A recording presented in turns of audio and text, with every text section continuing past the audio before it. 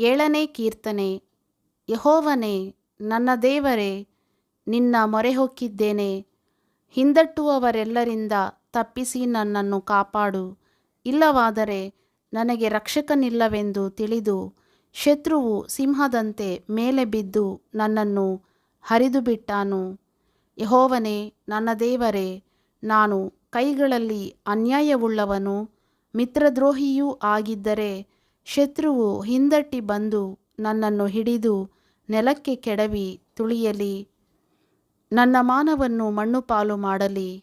ನಾನಂಥವನಲ್ಲ, ನಿಷ್ಕಾರಣ ವೈರಿಯನ್ನು ರಕ್ಷಿಸಿದೆನಲ್ಲ. ಯೆಹೋವನೇ, ನ್ಯಾಯಸ್ಥಾಪಕನೇ, ನನಗೋಸ್ಕರ ಎಚ್ಚರವಾಗು. ಮಹಾಕೋಪದಿಂದ ಎದ್ದು ಬಂದು ನನ್ನ ವಿರೋಧಿಗಳ ಕ್ರೋಧವನ್ನು ಭಂಗಪಡಿಸು. ಎಲ್ಲ ಜನಾಂಗಗಳು ನಿನ್ನ ಸುತ್ತಲೂ ಸಭೆಯಾಗಿ ಕೂಡಿರುವಲ್ಲಿ ನೀನು ಪುನಃ ಆರೋಹಣ ಮಾಡು. ಯೆಹೋವನು ಎಲ್ಲ ಜನಾಂಗಗಳಿಗೂ ನ್ಯಾಯ ತೀರಿಸುವವನಾಗಿದ್ದಾನೆ.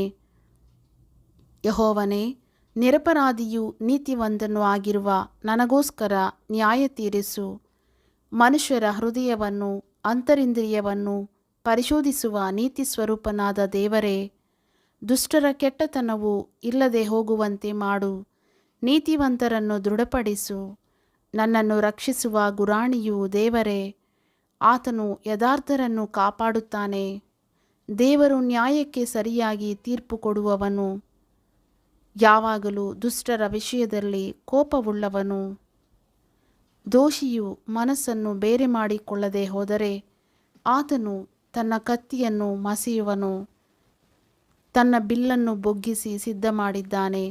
ಆತನು ಅದಕ್ಕೆ ಮರಣಕರವಾದ ಅಗ್ನಿಬಾಣಗಳನ್ನು ಹೂಡಿ ಅವನ ಮೇಲೆ ಪ್ರಯೋಗಿಸುವುದಕ್ಕೆ ಗುರಿಯಿಟ್ಟು ನಿಂತಿದ್ದಾನೆ.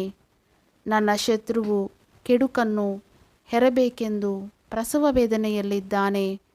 ಅವನು ಹಾನಿಯನ್ನು ಹಡೆಯುವನೆಂದು ನೆನೆಸಿಕೊಂಡರೂ ಶೂನ್ಯವನ್ನೇ ಹೆತ್ತನು. ನೋಡಿರಿ, ಅವನು ಅಗಿದು ಅಗಿದು ಗುಂಡಿಯನ್ನು ತೋಡಿ ಅದರೊಳಗೆ ತಾನೇ ಬಿದ್ದು ಹೋದನಲ್ಲ. ಅವನು ಮಾಡಿದ ಕುಯುಕ್ತಿ ಅವನ ತಲೆಯ ಮೇಲೆಯೇ ಬರುವುದು. ಅವನು ಮಾಡಬೇಕೆಂದಿದ್ದ ಅನ್ಯಾಯವು ಸ್ವಂತ ಬುರುಡೆಯ ಮೇಲೆ ಬೀಳುವುದು.